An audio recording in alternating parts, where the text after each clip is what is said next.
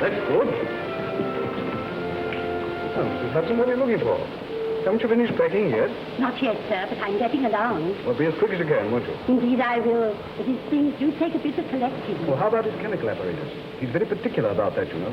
He'll have packed that himself by now.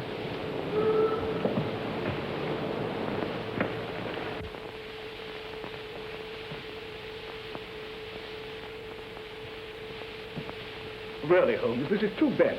You realize that my wife and the rest of the furniture will be here at any moment?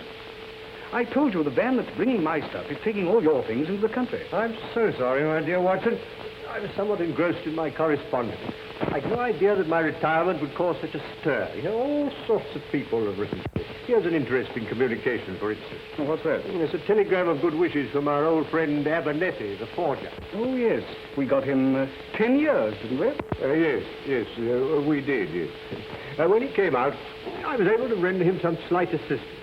You know, I'm not sure, my dear Watson, that of all the kindly messages I've received, even from the most exalted persons, that this is not the most gratifying. Well, I don't suppose they're all regrets at your retirement. I imagine there are quite a number of people who'll be immensely relieved. Undoubtedly, my dear Watson. Chief among them, another old friend, Professor Moriarty. Oh, Moriarty.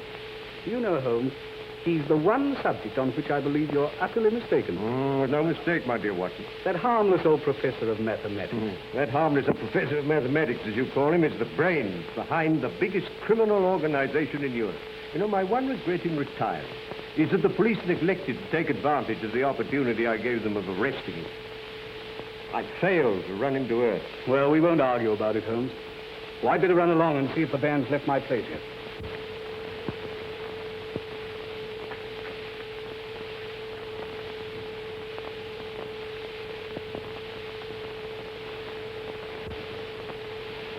Excuse me, Mr. Holmes. There's a gentleman outside. Wants to see you very particular. Oh? What's the gentleman like? He's an old gentleman and very tall. Ask him to come up. Yes, sir. Huh. Another well-wisher.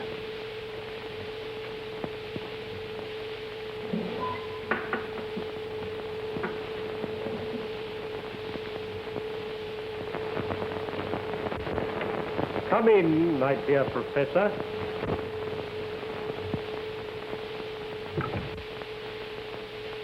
May I point out, Mr. Holmes, that it is a very dangerous habit to finger a loaded revolver in the pocket of one's dressing gown? Just a slight precaution, Professor. As a matter of fact, I half expected a visit from you to satisfy yourself personally that I really was going. Your perception, as usual, does you credit, Mr. Holmes. I must confess that, personally speaking, I cannot regret your intention to retire. I can well believe you, Professor. I also feel that from your own point of view, it is a very wise course. In fact, it is the only course possible. I'm afraid I don't quite follow. Do you not, Mr. Holmes? Allow me to refresh your memory.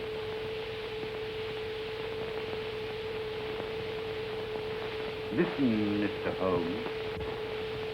On the 4th of January last, you crossed my path. On the 23rd, you incommoded me. By the middle of February, I was very much inconvenienced by you. And at the end of March, I was seriously hampered in my plans. The situation, in fact, had become an impossible one. That was my intention. Mr. Holmes, it has been an intellectual treat with you. And I say unaffectedly, it would have been a great grief to me to have been forced to take any extreme measures. Danger happens to be part of my trade, Professor. Danger? It isn't a question of danger, but of inevitable destruction. Therefore, I say again, you are wise to retire. When you once get to the country, take my advice and stay there. And suppose I should reconsider my decision? You have my warning. I wish you a pleasant and permanent retirement.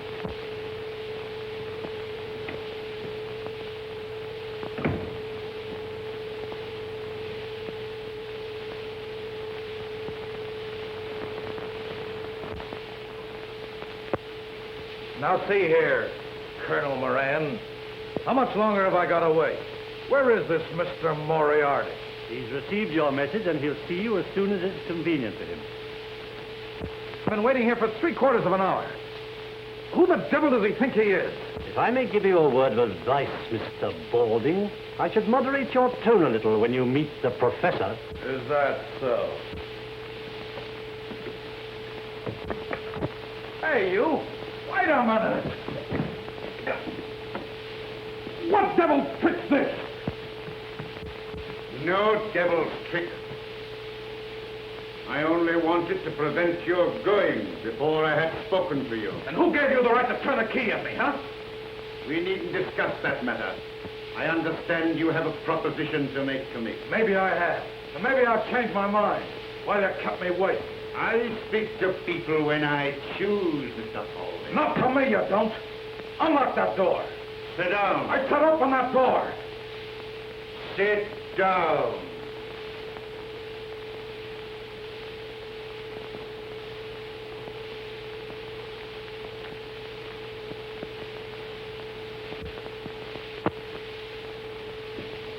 You're merely wasting time.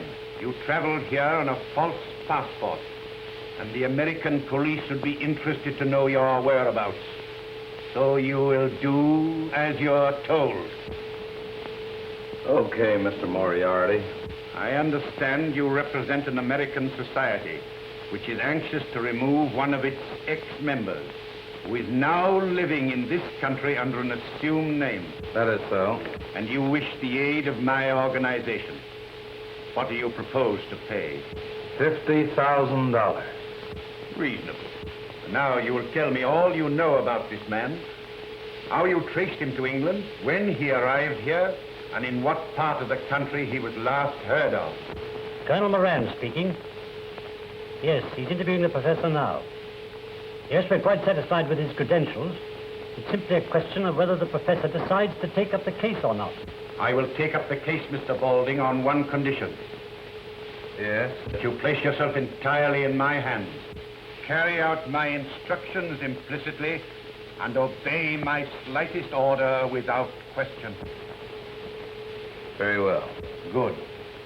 You will now return to your hotel. You will make no move whatever until you hear from me. When's that likely to be? It may be a week. It may be a month. Rest assured you will hear from me. When I am ready, your orders will be delivered by hand. You understand? Yeah, I get you. Very well. You will now find the door open. Good day. Okay. I'm relying on you, Professor. Oh, by the way, don't forget...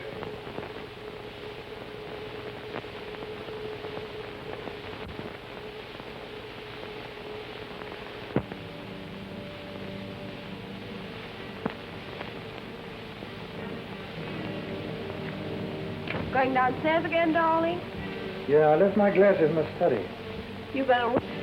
Yeah, for a little. I don't feel I'm going to sleep. You've been dreadfully nervy all day, dear. Is anything wrong? No, dear, nothing. I just don't feel I'm going to sleep, that's all. I see.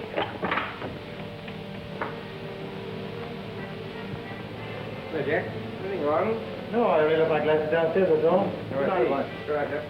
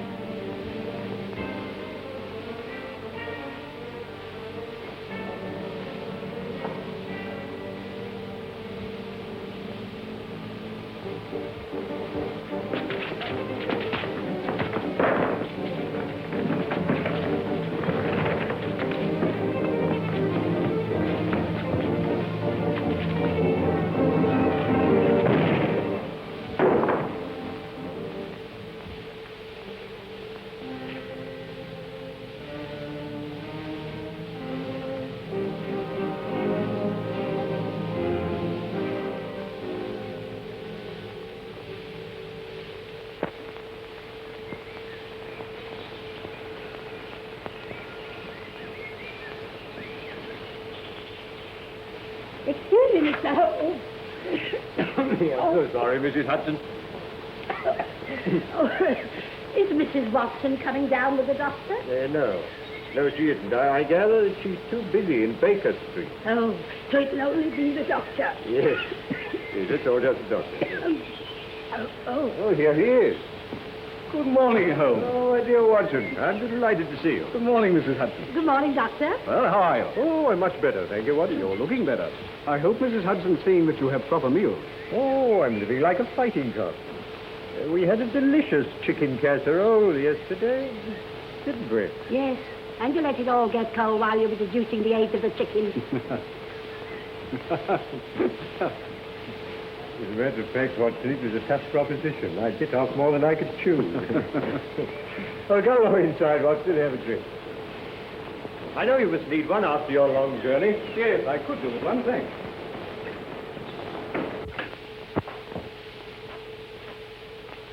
Oh, this is very nice, Holmes. No, help yourself, Watson. Thanks. It's sulfuric acid. You're developing a curious sense of humor, Watson. So, how's over there? Well, have you settled in comfortably in Baker Street? As far as I can see, we are, but Mrs. Watson doesn't seem to think so. Oh. No, you've been moving things about a bit. Yes. You moved your shaving mirror over to the fireplace. Yes, that's right. My wife has a dressing table where we used to have... How did you know? My dear Watson, you're a man of precise habits and considerable regard for your personal appearance. Yes, I observed that whilst the right-hand side of your face is closely shaved, the further we get to the left, the more careless your shaving appears, till we come to the angle of the jaw where it is positively slovenly. See, I deduce, therefore, that you placed your shaving mirror where the light strikes on the right side of the face. The bed must obviously be across the end of the room, therefore the fireplace is the only place left which could produce that result. Amazing, Holmes. Elementary, my dear Watson. Elementary. Oh, by the way, I've got a letter for you. Oh, well, thanks very much. Hello. This is interesting. Yeah? This is a letter from Porlock. Well, who's Porlock? Well, it's rather difficult to say. It's a gentleman of many aliases.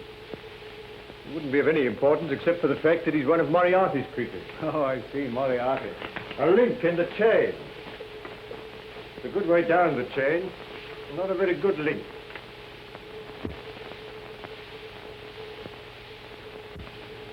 Now, look here, Holmes. Please remember that you've retired.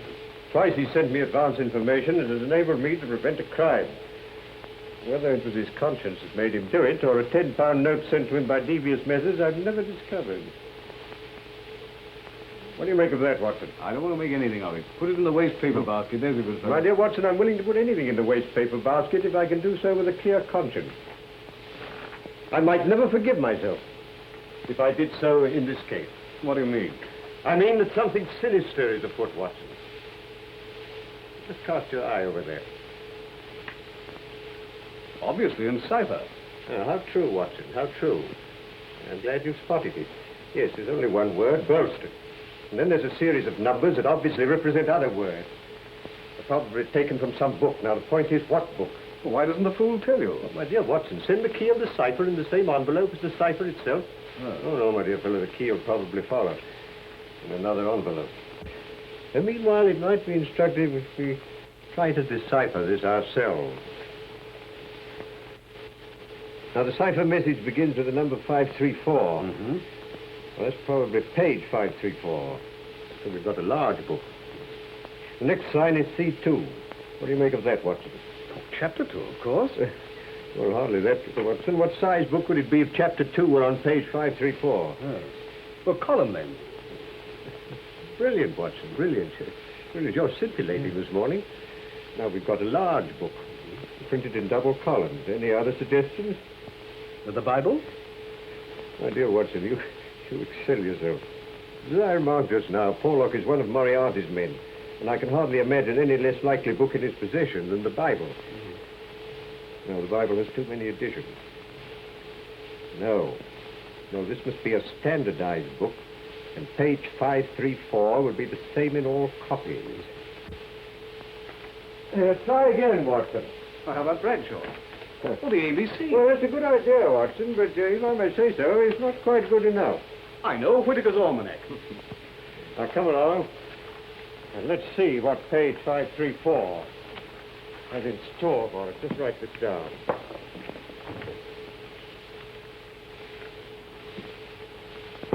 Danger?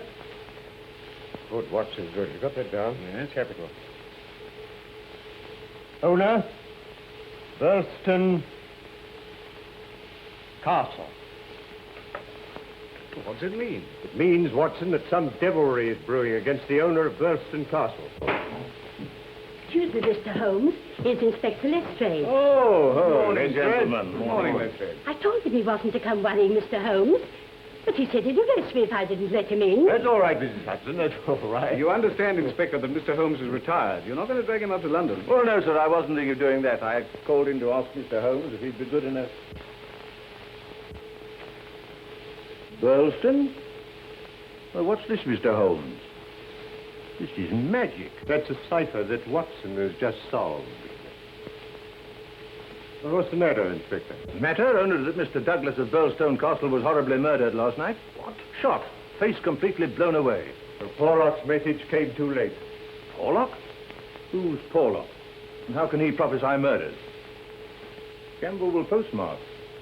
Well, that doesn't tell us much. It tells you as much as you'll ever know, Inspector.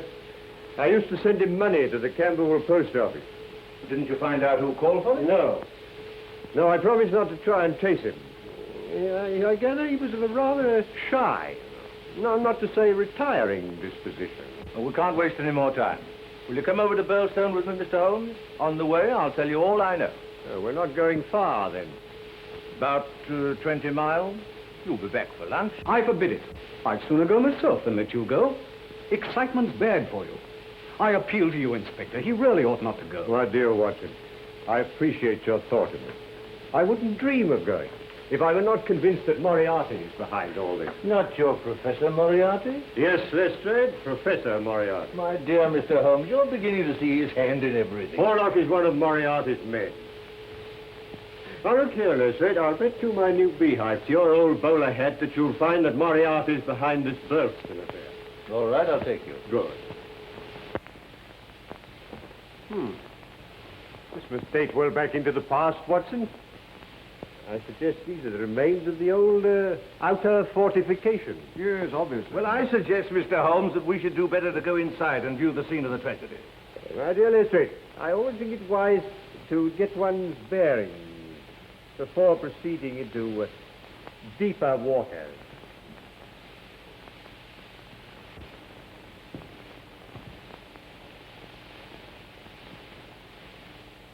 Lestrade, I observe that this moat has only recently been filled with water. Oh? How on earth do you know that, Holmes?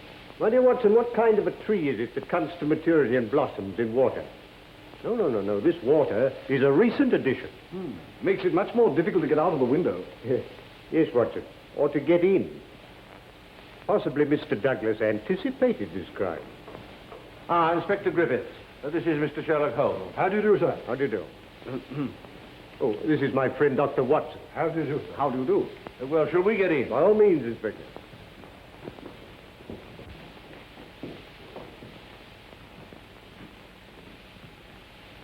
This is what it was done with, Mr. Holmes.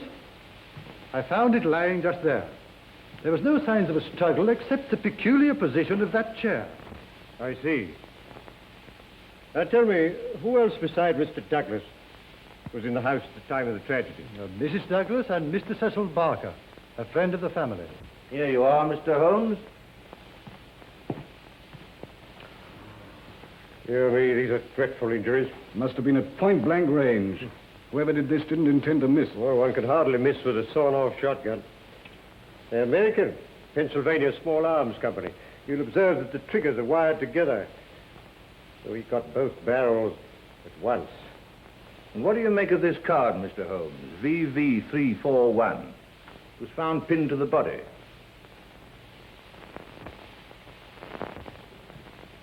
Rough cardboard.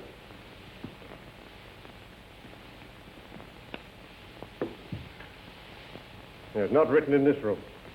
If this was done with a broad nib, these are fine. What does it mean, Holmes?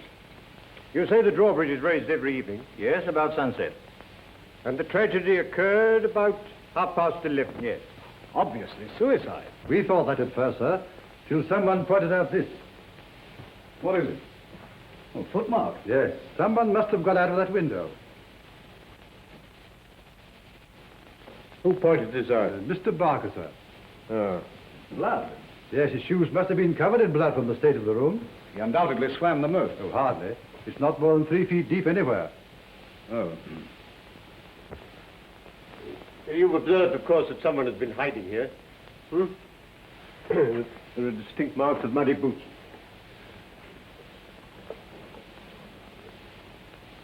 When were these curtains drawn? At dusk. So the men must have got in after the curtains were drawn and before the bridge was raised. Yes, but I observed when I arrived that the moat doesn't extend right round the castle. The ruined tower at the end of the building is accessible without crossing the drawbridge. Yes, but the only way from the tower to this part of the house is through this solid oak door, which is always kept locked.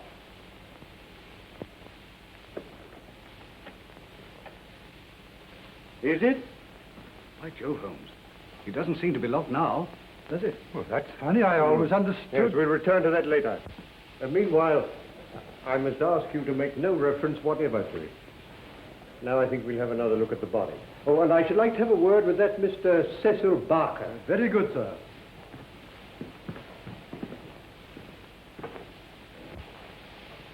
What do you make of this curious mark on Douglas's forearm, Holmes? Do you think it's a sign of some secret society? How would you say that was done, Watson? It isn't tattooing. No, it's a brand. It's been done with a red-hot iron. Very painful. Mr. Barker, this is Mr. Sherlock Holmes. How do you do? I'm very glad you're able to come, Mr. Holmes. This is my friend, Dr. Watson. How do you do? How do you do? Now, Mr. Barker, I understand you discovered the body. Yes, I heard the shot and came straight down. Poor Douglas was lying where you see him now. The lighted candle was on the table. This candle? Yes. And you gave the alarm immediately? Yes, I rang the bell for Ames. That's the butler. And a minute later, he came in. So that within 2 minutes of the murder, Ames was in this room? Yes. What was the first thing he did? He put that lamp he was carrying on the table. It blew out the candle.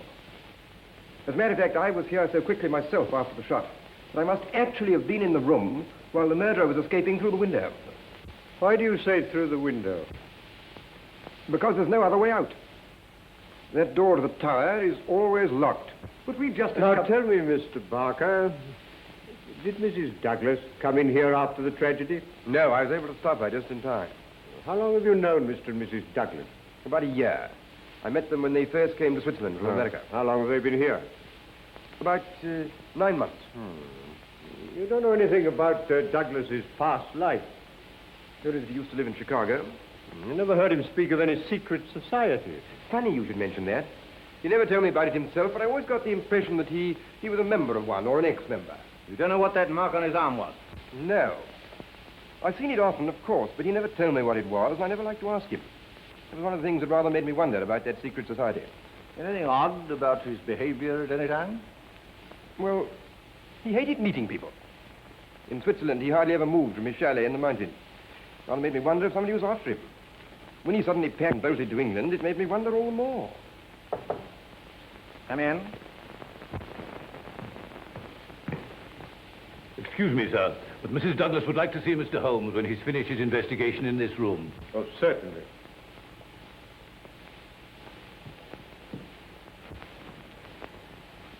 Mr. Barker, would you be good enough to tell Mrs. Douglas that I'll be with her in a minute? Oh, Ames? Yes, sir. As you're here, you may as well answer a few questions. Very good, sir. Now, regarding the tragedy, did you hear the report of the gun? No, sir. You know what these old houses are. Walls are a mile thick. Now, Ames. Yes, sir. When you entered the room, this candle was alight, I understand. Yes, sir. Where would Mr. Douglas have got it from? His bedroom, sir. Oh. I had orders to see that one was always on his bedside table. And you put this one there yourself? Yes, sir. I remember he told me his old one had burned right down, so I put in a new one. Oh, it was a new one? Yes, sir. It hasn't been relit since the tragedy. No, sir. I'll vouch for that, sir. Ah.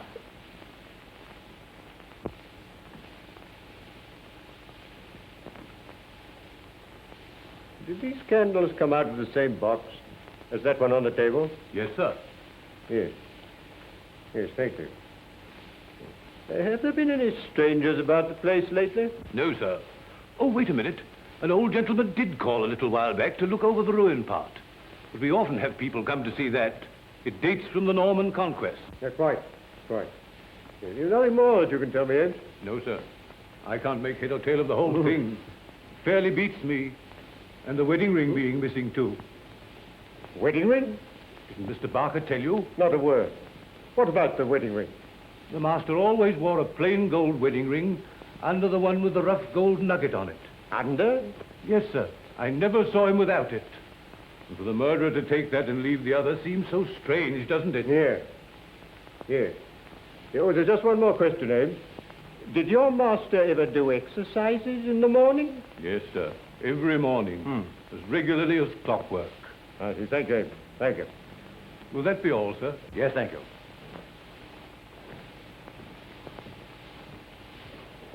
Well, Mr. Holmes, the most important point so far is that obviously this has something to do with the secret society. On the contrary, my dear Lestrade, I suggest that the most important point so far is that Mr. Douglas did exercises every morning.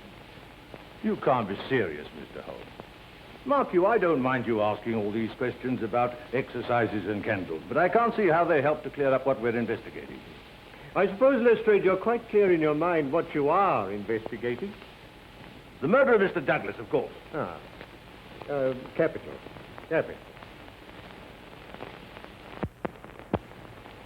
I told Mrs. Douglas that Mr. Holmes will see her. Thank you.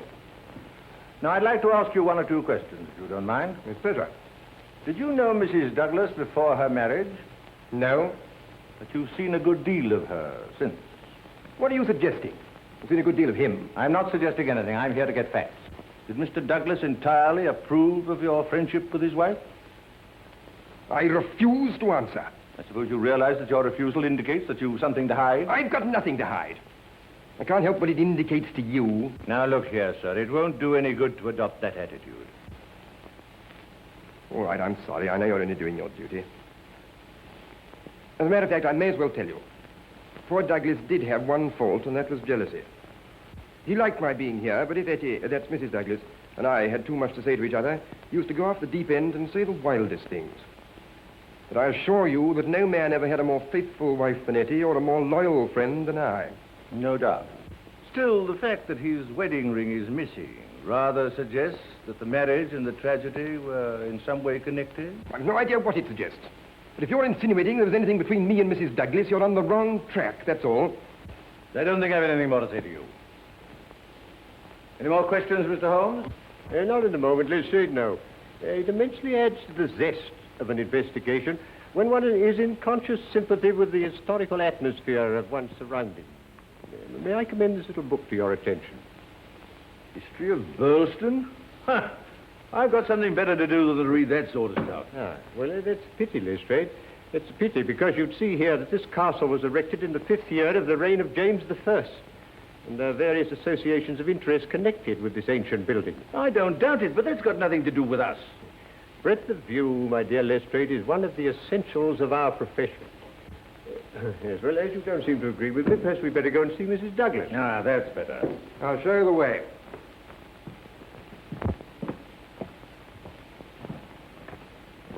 You can remove the body. Very good, sir.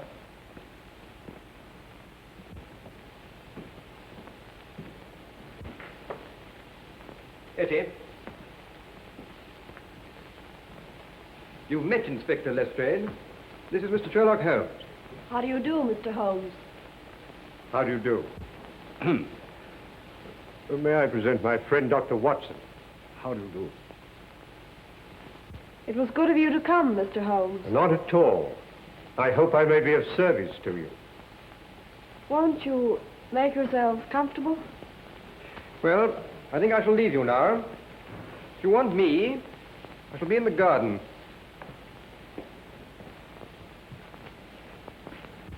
Now, Mrs. Douglas, I wonder if you can give us any help. I wish I could. But I didn't see the tragedy. So I understand, but you heard the shot. Now, how long after that were you stopped on the stairs by Mr. Barker?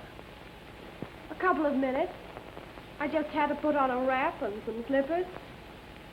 How long had your husband been downstairs before you heard the shot? 2 or 3 minutes. Not more than 5. Where were you married, Mrs. Douglas? In New York. Ah, in America. Have you ever suspected there was some danger threatening your husband, and that he knew it? Yes, I have. In fact, I'm sure of it. But he wouldn't talk about it.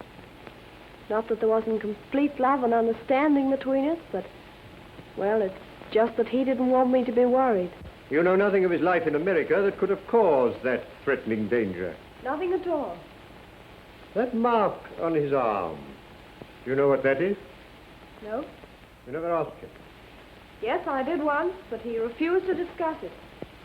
So I never asked again. You've no idea what it is? None whatsoever. Can't you suggest anything? Mrs. Douglas, I suggest that you tell me the truth. Mr. Holmes! You know perfectly well what that mark is. You couldn't possibly have lived in America without knowing. That mark is the brand of the Scourers. Scourers? Yes, an American secret society which terrorized the coal districts of Vermissa, and which was broken up some years ago. Well, I'm bound to admit, Holmes, I've never heard of them. Now, I can well believe that, Watson, but I can't believe that Mrs. Douglas has never heard of the Scourers, because her husband was one. All right, Mr. Holmes. I'll tell you the truth. I think that will be the wisest course. I'll tell you the story of Vermissa Valley, the Valley of Fear. 2 years ago, I lived at Vermissa with my father. We used to take in boarders occasionally. Then one evening, I went down to the depot to collect a package, and I met a young man who'd just come off the train. His name was Murdoch, and he was looking for lodging. The minute I set eyes on him, I knew he was the one man in the world for me. I told him about our place, and he said he'd call later. That evening, when I was clearing away supper, I heard a knock at the door.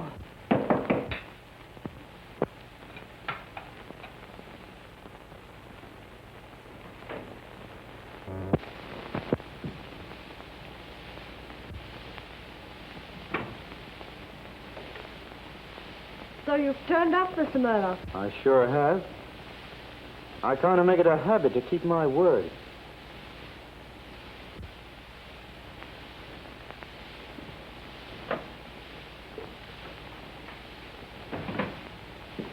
Who's that, Eddie?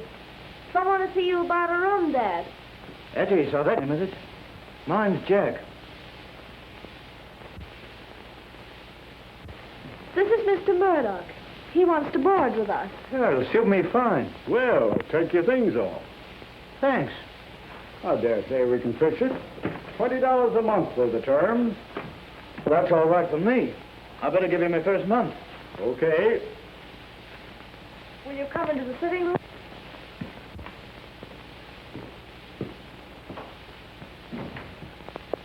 Well, this looks pretty good to me. Won't you sit down? You know, I don't think I'm going to feel homesick. Oh, we'll try to make you comfortable. Don't you worry, Etty. This is going to be more like home than any place I've been in since I come to the States. Oh, you're not American, then? No, as a matter of fact, I was born in England, but I've been here the best part of my life. Oh.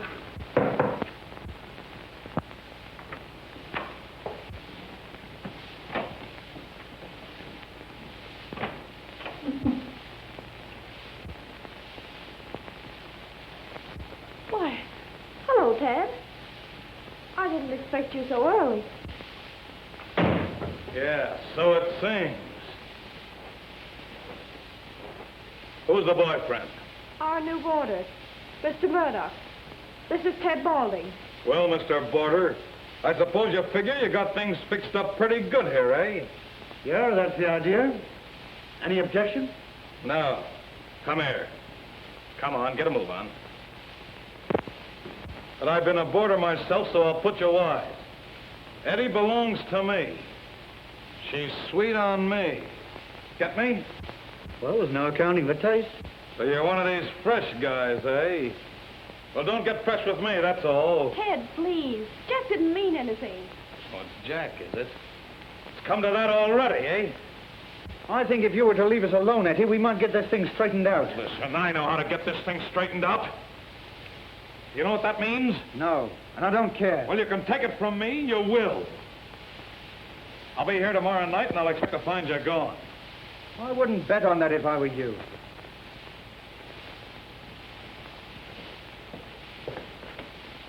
You'll be sorry you ever came here before I'm through with you. Get out. Why, you're not going, Ted?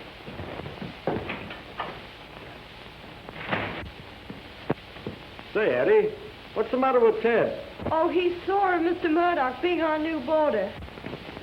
Thought you should have a scare on your first night, Mr. Murdoch. Scare? You don't think I'm scared of that, do you? Most people are. Well, I'm not. Who the devil is he, anyway? He's one of the bosses of the Scowrers. The what? The Scowrers. A society of murderers and blackmailers. The ancient order of freemen, they call themselves. No, baloney. The freemen would be found in every town in the States. It's a society for charity and good fellowship. Not here, it ain't. It's just a murder gang. Well, then why don't they bring them to justice? Tell me that. Because no one dares give evidence against them. Juries don't dare to convict. The judge has to do as he's told, and the police are all square. Say, you're just trying to kid me. I don't believe a word of it. Aren't there 50 murders to prove it? Is there a man or woman in the valley who doesn't believe it? Well, you don't scare me. You see, you don't know me, and you don't know McGinty and his gang. McGinty, eh? That's queer. I've got a date with that guy this evening. McGinty? What have you got to do with McGinty? Well, I've got to report to him. You see, I happen to be a freeman myself. What? What? You a freeman? Then you don't stay here another minute. Here's your $20 back. I wouldn't have you for $100 a week. But you can't tell them out now. Oh, can't I? I'm telling you, I got no use for these freemen. It's bad enough to have one hang around Eddie. I'm not going to have another for a boarder. You get out of here tonight. Well, tomorrow morning.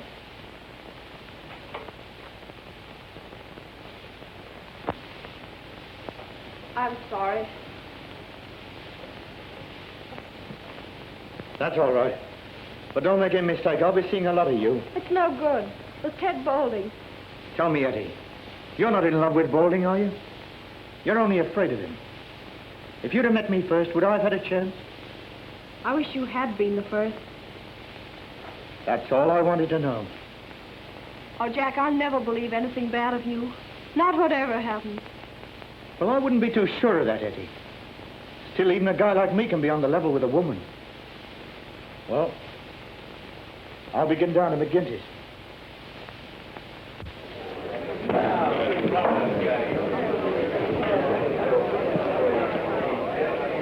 Whiskey. Well, stranger, I don't seem to call your face to mind. No, I'm new here, McGinty. Counselor McGinty to you. Well, I'm sorry, Counselor. I was told to come here by Brother Scanlon, assembling 341 for Mississippi. I drink to your health and our better acquaintance. Oh, it's like that, is it, Mr. Murdoch? I'd have to look a bit closer into this, Mr. Murdoch. We don't take people on trust in these parts. Let's have a little talk in private. Yeah. You mind stepping through that door there?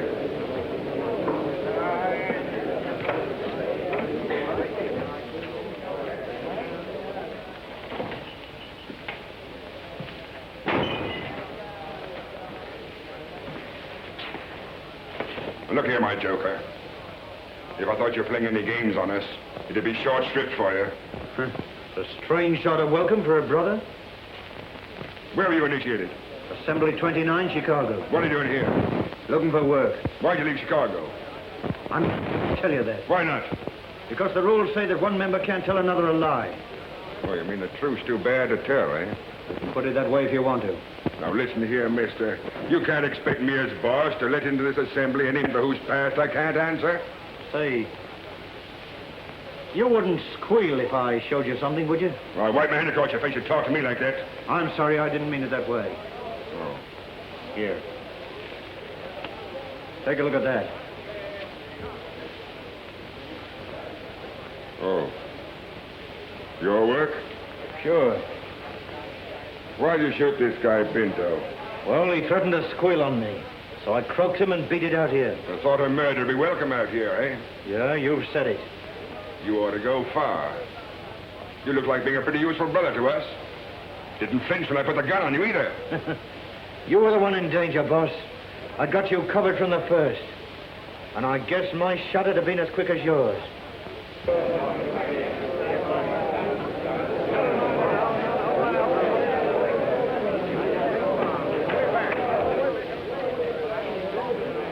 So you got here first, did you?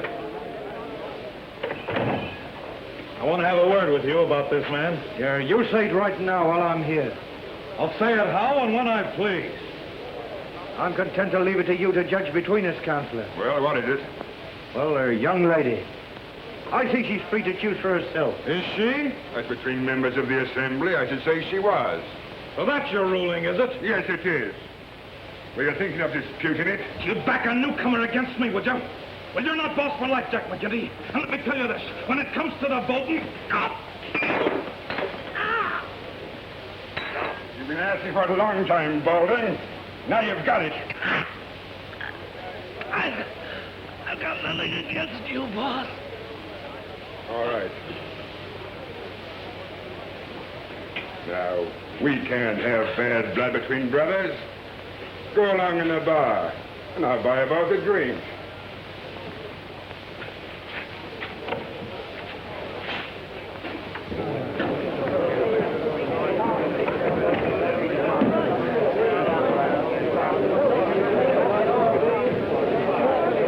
We've not met before. You're the new captain? You've guessed it. I'm Captain Moore. Well, we can do without you. We got police enough of our own without importing any. Hello. Here's an old acquaintance. Oh, I'm no friend of yours or any other cop.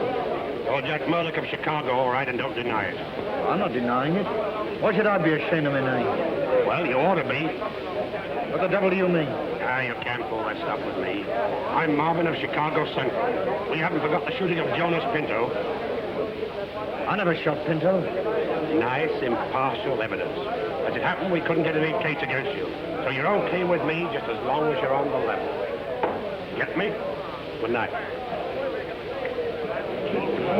Gee, what's the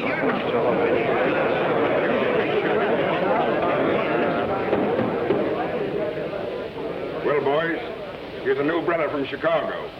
We'll just have drinks all round, and then we'll swear him well and truly into the Assembly. We got a special initiation here in Vermissa Valley, and you can't be one of us till you've been through it. That's okay with me.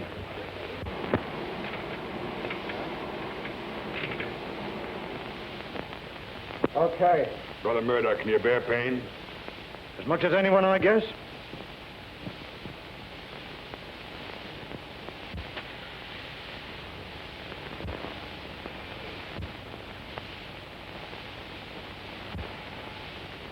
Well done, brother. Now, one last word. You'll obey my rulings at all times. And the penalty for breach of faith is inevitable death. I understand. Well, boys, we must get to the business of the evening.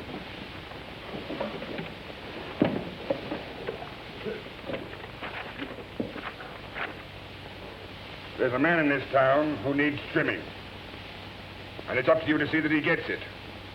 I'm speaking of James Stanger, editor of the Herald. You seen how he's been panning us again in his dirty rag? Yeah. Why don't we bump him off? That might cause more trouble than we need ask for. But I guess you can give him a pretty severe warning. Will you take care of that, Bowling? Sure thing. I'll take Van Schust along with me. And you, Mansell? And, you, Gower? Okay. And, yeah. You'd better come along with us, Murdoch. We'll see the kind of stuff you're made of. That's okay with me. Come on, let's go.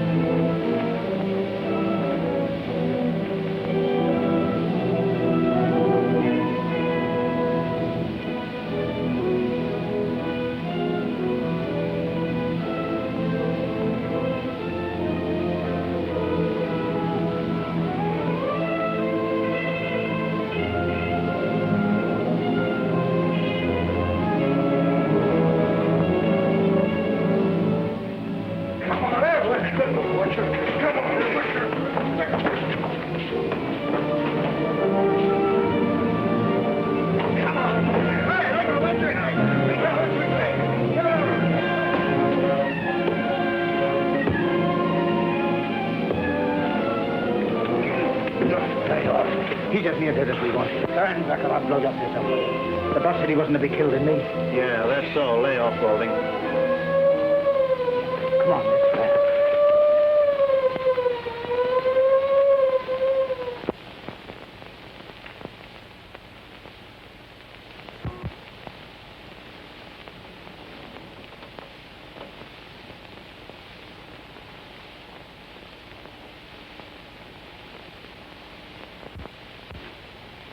Oh. I'm sorry, Counselor. I'm not much of a visitor, Murdoch, but I thought I'd stretch upon your case. I'm honored. But how'd you know I was here? I only came this morning. It should be enough here that I do know. It may be enough for most men, but not for me. So you're a queer guy. Scanlon told me, if you must know. Lives here too, so he says. Yeah. Have a drink. Sure.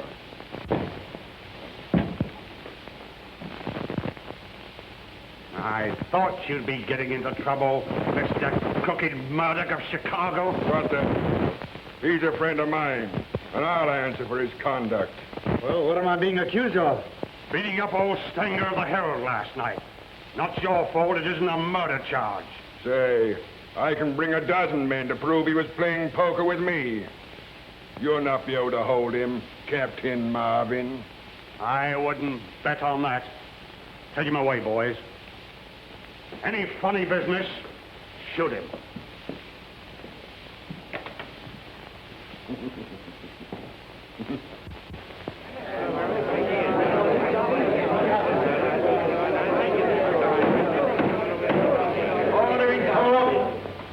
Do you find the prisoner, John Murdoch, guilty or not guilty? Not guilty.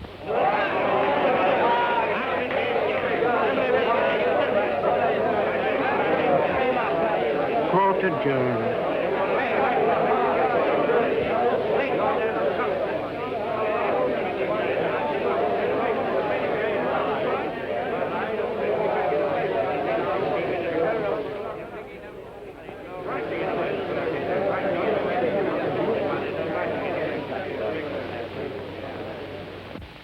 You see? I told you needn't worry.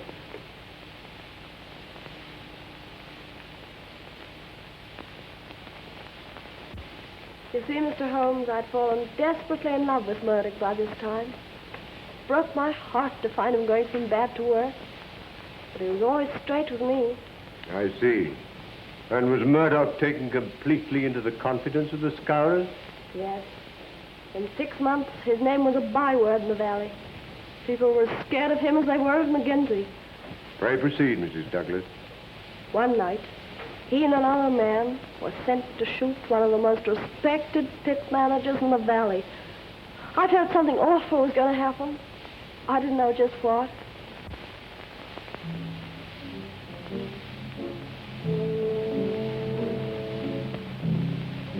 Tell the boys to scram. Okay, boy. Now then, Balding, as soon as we get this going, you come back to these bushes and cover the door. He's got to come out when he finds the place alight. And where are you going? Don't be a sap. I've got to cover the back, haven't I? Come on, let's go. Okay.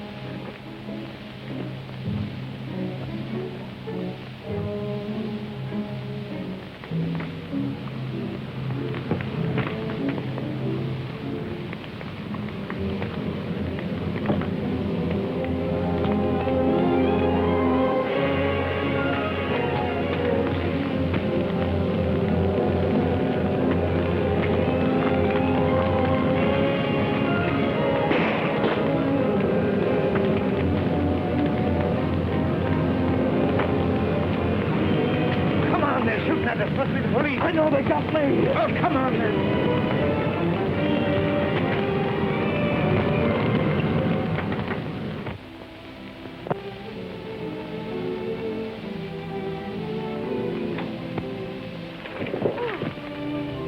I'm sorry, Eddie. I didn't hear you come in. What's the matter, Jack? Why are you so scared of me? I'm not scared, honey. I was just thinking of other things, that's all. Oh, no, it's more than that. Let me see the letter you were writing. A letter? Yeah, the one you're trying to hide from me. No, I can't do that. It's secret. It's the business of the society. You know, when you come in, I thought you might have been a detective. Oh, Jack, can't you give it up? That's what I've come to ask you. I heard about it last night. Help me get away from this terrible place, this valley of fear. No, I can't do that right now. They'd never let me get away knowing as much about them as I do. Still, maybe in 6 months' time I could find a way. 6 months? Is that a promise? Perhaps 8 months. Anyway, within the year. Oh, darling. You see, I felt happier after his promise. Did he keep his promise? Did you leave in 6 months? It wasn't a matter of months, Mr. Holmes, but hours. That same afternoon, I was just going upstairs when I heard someone come to the door.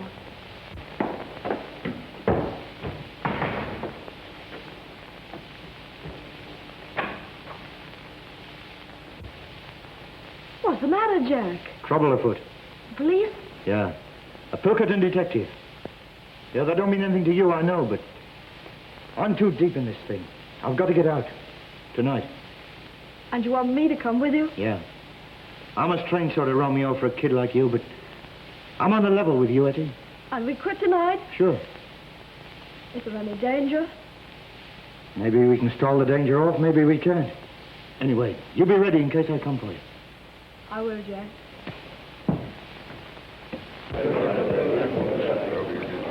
Boss, I've got some bad news. What sort of bad news? Well, I can't tell you in public, but let me collect a few of the boys and go into your room and discuss it. Okay, carry on. Orlean, Cormac, you go. Gar. Mansell, come into the boss's room, will you? Yeah, and you too, Willoughby. Okay,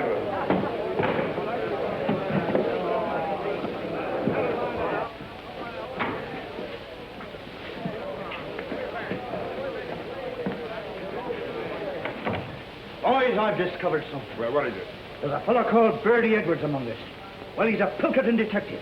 And he's collecting evidence against us that'll send us all to the gallows. You sure of this? Yeah, you can take it from me, but I'll give you the details later. Anyone know this guy by sight? Yeah, I do. But if we act quick, we've nothing to fear. We got nothing to fear anyway. What can this man know about our affairs? Well, I hope you're right. But he's got the coal owner's millions at his back. Don't you suppose there may be some weak member among us who can be bought? Maybe he's got our secrets already. No, there's only one cure. That he never leaves the valley alive. For the first time, Balding, you and I agree. Well, do you want me to handle this, boss? Sure, but you better tell us some more about it. Well, the other day I met a fellow who said he was a pressman. And he offered me good money for inside stories of the Scourers. Although his face was familiar, somehow or other I couldn't place him. I know now that was Birdie Edwards. I made a few inquiries and found out he was living at a place called Hobson's Patch, under the name of Steve Wilson. Well, we'll just bump him off quick. No, I've got a better plan than that. Well, what is it? I'll go over to Hobson's Patch this afternoon and locate him. I'll tell him I'm a Scourer, and I'll offer him the secret papers of the society for a price. Only as I can't hand them to him in the street, he's got to come to my place to collect them. That'll fetch him. Well? Well, surely you can handle the rest yourself. Only once Mr. Birdie Edwards comes to my place, I don't think he'll leave it again alive, somehow.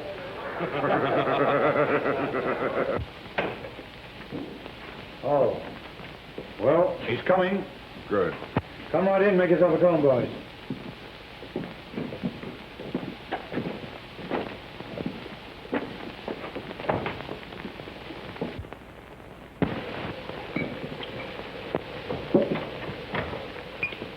You think he knows much? Well, he's been here 6 weeks. He may have passed on quite a bit, but we'll make him tell us all about it. We'll have the truth out of Mr. Birdie Edwards if he have to cut his heart out to get it. Did he seem to send a trap? No, I got him on the weak point. Told him I'd show him all the papers of the Scourers. Well, if we handle it right, they'll never be able to prove a killing. Nobody will see him come up to the house after dark. And I'll lay odds nobody will ever see him leave. Now, here's the plan. You boys all stay here, see? Birdie Edwards will be pretty heavily armed, so we got to take him by surprise. He's going to knock 3 times. I'll go out, open the door, let him come in. I'll leave him in the outer hall while I come in here and get some papers or something and give you the tip. I'll go back, and while he's reading the papers, I'll get the gun off him. Then I'll give a shout, and the sooner you come in, the better. You're the one to handle him. Not one word of warning does he get till Murdoch has his hand on his throat. Okay, man.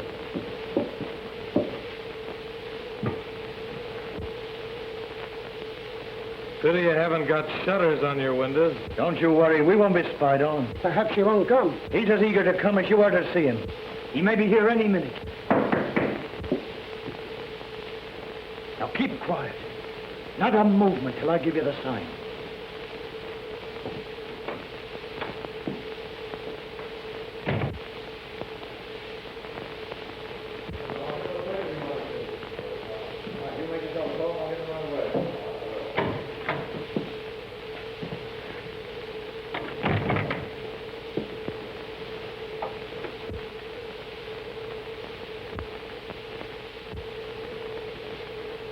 Well, is he here? Is Bertie Edwards here? Yeah, he's here all right. I am Birdie Edwards. I'll get you for this, you rotten cop.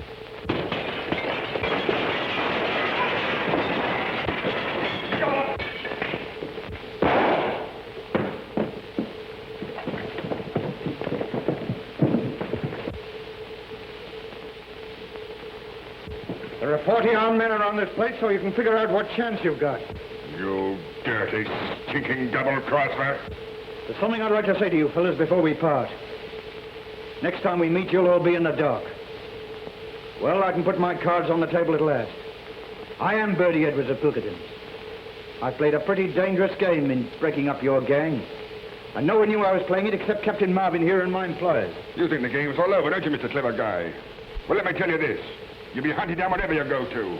The Scourers will get you even if you go to China. Yeah? Well, I'll take a chance on that. You all fell for my supposed criminal records just as I thought you would. I've stopped as many crimes as possible. How many times have you fellas been to get your man and found he's gone to someplace else? Well, that was my doing. Yeah, and that was my doing, too. Only I was just too late to save a man's life. But when I found the secret was coming out, well, I got to act quick. And so I'm able to hand over to Captain Marvin the worst gang of murderers this country has ever known. Handpicked by me. I told you when you joined us, the penalty for breach of trust was inevitable death. And you'll find that's true. Take him away, boys. Well, Birdie, the boss will be pleased. You sure got results. Yeah, but I wouldn't go through all this again for all the money in the States. That's the whole story, Mr. Holmes. McGinty and a dozen others went to the gallows. And Ted Balding, one of the very worst, got off with life imprisonment. So do you think this is Balding's work? Obviously. Obvious. I'm certain of it, too. We wandered around and finally settled in Switzerland. And then one day my husband got a cable saying that Balding had broken jail and was believed to be in Europe. My husband must have got wind of something because we packed up in a few hours. And now... I see. McGinty proved himself to be right. Yes. Oh, Mr. Holmes, if you'll pardon me, I'll go and get some fresh air. This has all been terribly upsetting. Naturally, Mrs. Douglas.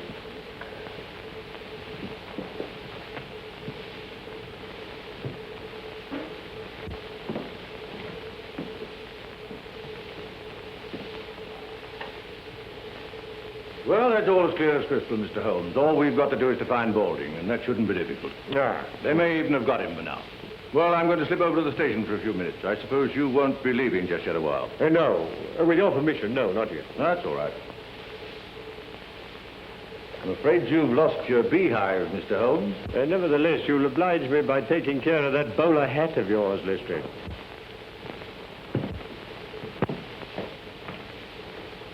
Well, it didn't take us long to solve that. But I'm sorry for Mrs. Douglas. Strikingly pretty woman, don't you think? Now, is she? I didn't notice. Really, Holmes, there's something positively inhuman about you at times. My dear Watson, I never allow my judgment to be biased by personal qualities. I can assure you that the most winning woman I ever knew was hanged for poisoning 3 little children for their insurance money. Oh, I see.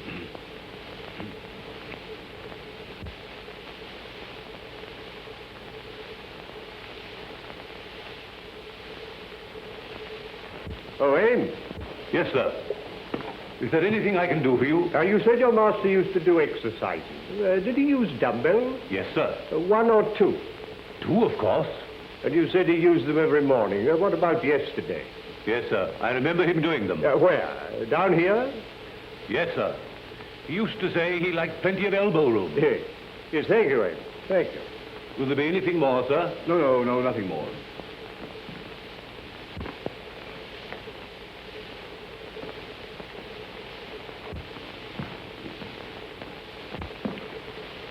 Seriously, Holmes, this is all very simple.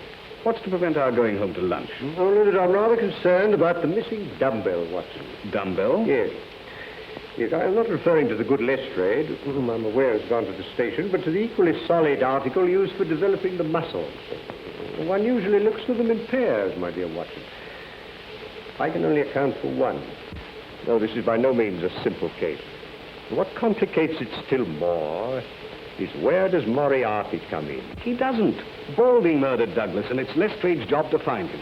My dear Watson, you appear to have forgotten that only this morning we decoded a message from one of Moriarty's men foretelling this tragedy. Oh, yes, of course. Yes, so we did. Well, what's the next step, Holmes? You can lend me your umbrella. Umbrella? Yes. But it's not raining. How true, Watson, how true. Nevertheless, I should like it. You brought the one with the crooked handle, didn't you? Yes, I left it in the hall. But that's a wretched weapon, Holmes. Take my revolver. No, my dear fellow. There's no danger. If there were, I'd ask for your help. No, I'm not thinking of doing any shooting, Watson. Just a little fishing. Fishing? Yes. Yes, I want to see what the moat has to offer us. Oh, I see. Fishing. I'll go and fetch it.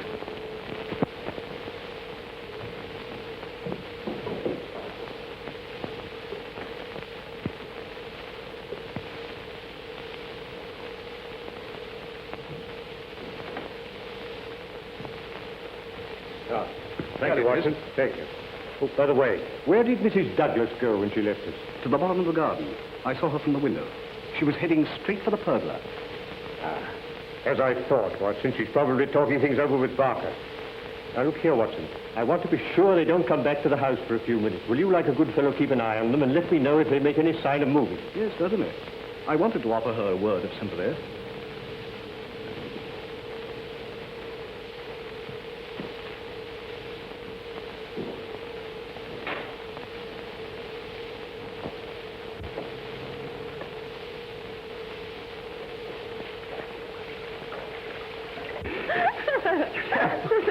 I don't know how I kept my face straight during my examination.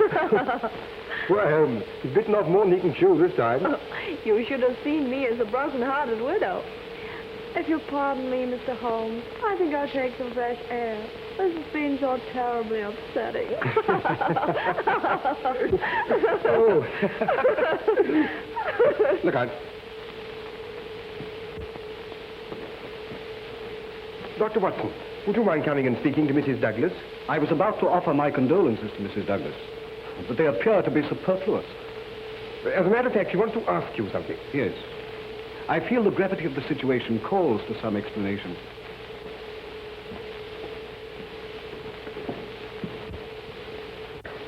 I'm afraid you must have thought my behavior very callous, Dr. Watson. Your behavior is not my business, Mrs. Douglas. But I must admit I find it a little difficult to reconcile with the circumstances. What did you want to ask me? If I was to tell Mr. Holmes something in confidence, would he tell the police? I can't answer that. In other words, is Mr. Holmes working with the police or on his own? That I can't answer. Well, could he get rid of the police? Tell them he was satisfied and send them away? Certainly not. Mr. Holmes is an independent investigator, but I feel certain that he would withhold nothing from the officials that might help to bring the criminals to justice. If you require any further information, I refer you to Mr. Holmes.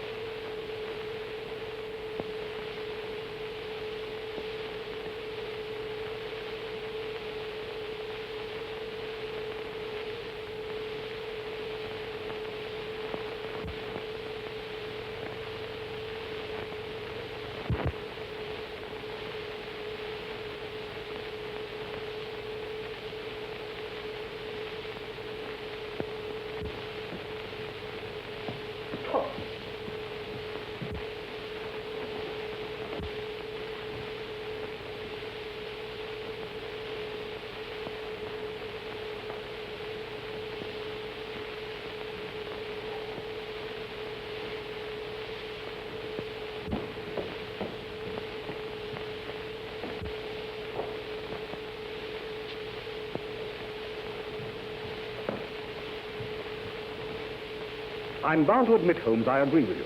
This case isn't so simple after all. Oh, no, on the contrary, my dear Watson. To me, it becomes clearer every minute. But don't worry. I think I can put you on the right track. I should indeed be grateful. Now, the murderers... Oh, there's more than one. My dear Holmes, if you'll stop interrupting me, I'll explain my theory. Yes, Watson. I'm so sorry. I apologize. Please don't mention it. So you have a theory? Well, it's more of a certainty than a theory. Good. I'm all attention. From the first, Barker's account of the tragedy didn't satisfy me. No, I noticed that. I came to the conclusion he was telling lies. Half-truths, Watson. Much more dangerous. He admitted that Douglas was jealous, and I suggest he had good cause to be. Oh, you think this is a crime of passion? Exactly. Or as the French so aptly put it, un crime passionnel. The guilty lovers wanted to get rid of the husband, so they killed him and used the story of the scourers to put everybody off the scent. I see, everybody except the astute Dr. Watson. Well, it hadn't occurred to you, had it? No, I'm bound to say that isn't my theory. Well, I'm going to prove it to you. When I went into the garden just now, the pathetic widow was consoling herself with Barker. They were laughing. Positively laughing. That confirms it, doesn't it? Oh, yes, that confirms it. And what's more, she wanted to ask you something in confidence. No, Watson. No, I want none of their confidences. It's always awkward when it comes to an arrest. Then you agree with me. You think they're the murderers. Oh, dear Watson, there's an appalling directness about your questions at times. Oh, of course they did it. Why, she didn't even come into the room when she heard her husband was dead. If I'd had my head blown off, I should think it very odd if my wife didn't come and look at me. It's not so odd as you may think, Watson. You remember that I was puzzled about Douglas only using one dumbbell? Yes? Yes. I found the missing one. Then everything's all right. And it's led to a discovery which has solved the whole problem. Solved? As we've been listening to a tissue of lies, Watson. The whole story of the tragedy as told by Barker is a lie. And as Mrs. Douglas supports it, she must be lying too. Now, Barker swears that when he entered the room, he found Douglas lying dead with this candle burning on the table. He also says that immediately, now mark this, Watson, immediately he rang for Ames, who entered the room carrying that lamp, and at once blew out this candle, all within the space of 2 minutes. Ames corroborates this, but he also says that the candle which Douglas brought down from his bedroom, this candle, was a new one, out of the same packet as these. Now, what sort of a candle is it, Watson, that burns that amount in a few minutes? By Jove, Holmes, I believe you've got it. And moreover, if Barker's story were true, the assassin had less than a minute in which to remove 2 rings and replace one. Remember, the wedding ring was under the other one. Pin that card to the body, cross the room, and make good his escape. No, Watson, it's false, every word of it. Oh, that's a kindly thought, Ames. Oh, Ames, can you remember what kind of shoes Mr. Barker was wearing when you found him in here after the tragedy? Yes, sir. Bedroom slippers. And a nice mess they were in. Could you conveniently lay your hands on one of those slippers? Yes, sir. Mr. Barker changed them in here for his shoes before he went for the police. Oh. Would you bring them over here, Ames? Yes.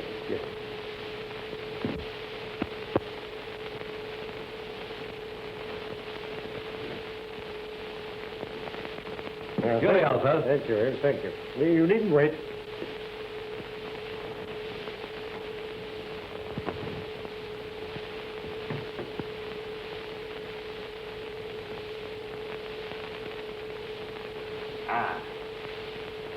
As I thought.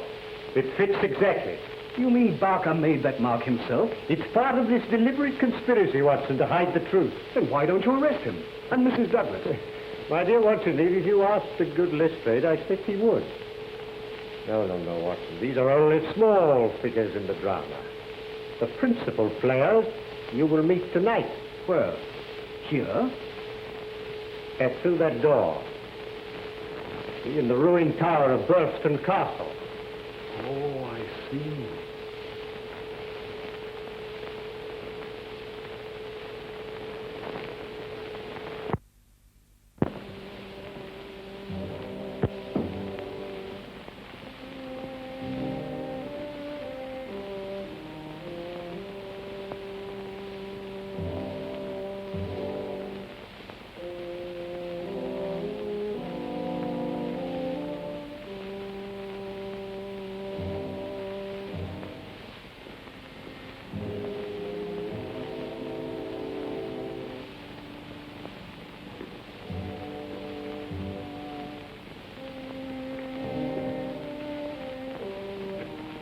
What's the idea, Mr. Holmes?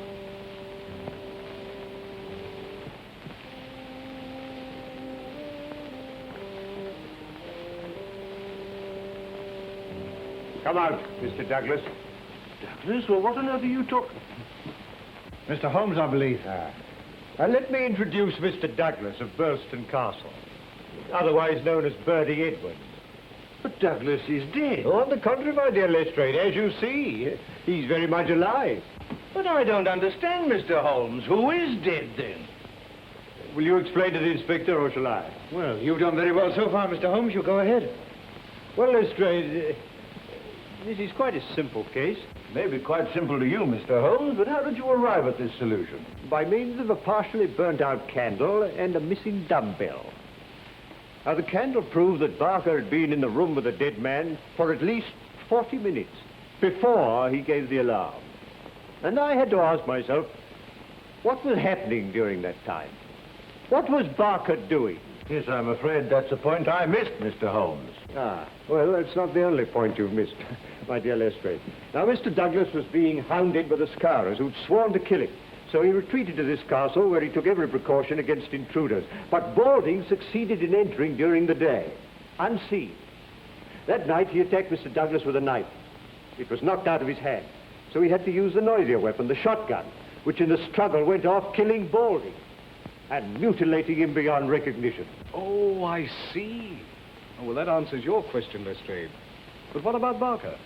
Barker, my dear Watson, on hearing the shot, came down at once.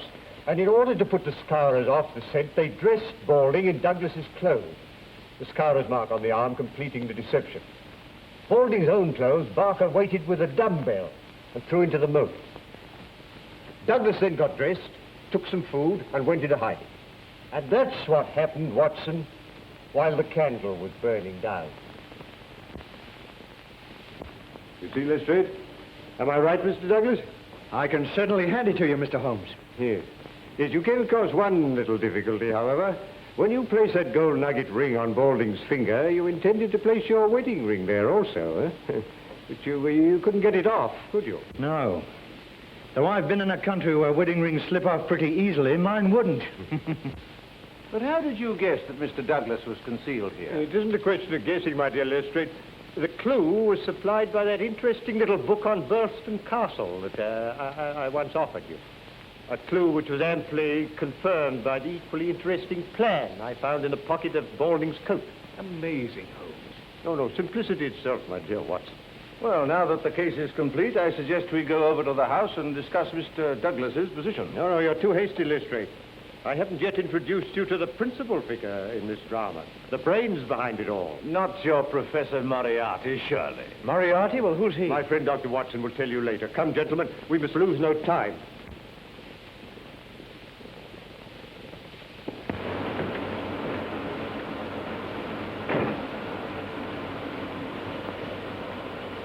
Keep her running, Moran.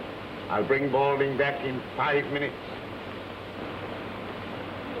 Look here, Mr. Holmes, you can't expect me to believe in this Moriarty theory of yours. Moriarty's no theory, Lestrade, but a very great fact.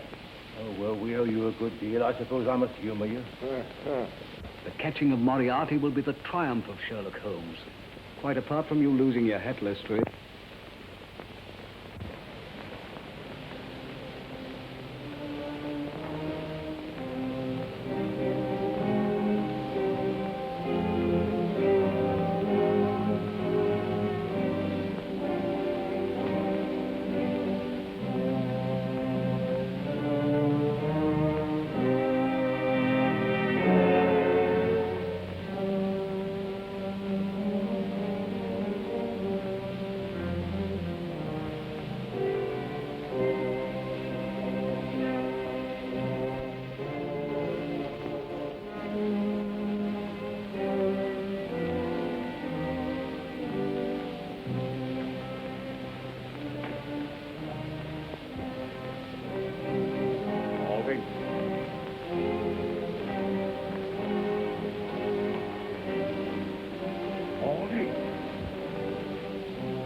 Balding failed to carry out your instructions, Professor.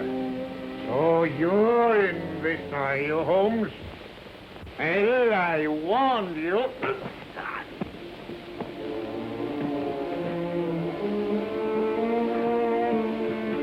You're under arrest, Moriarty. On what charge? The attempted murder of Mr. Douglas here. Our paths have crossed for the last time, Moriarty. Put the handcuffs on him, Lestrade.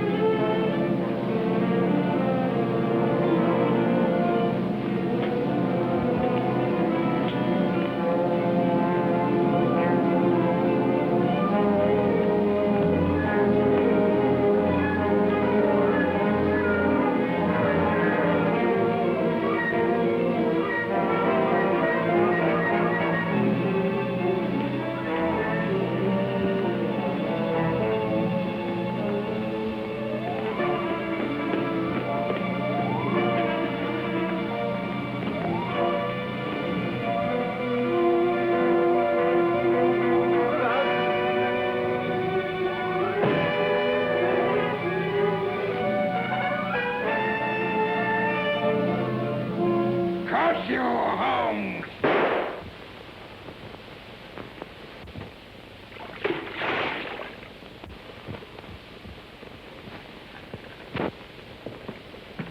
Good heavens, Holmes. It's a long drop. Yes. Yes, it's rather more than that required by law, I fancy, my dear Watson, but equally effective.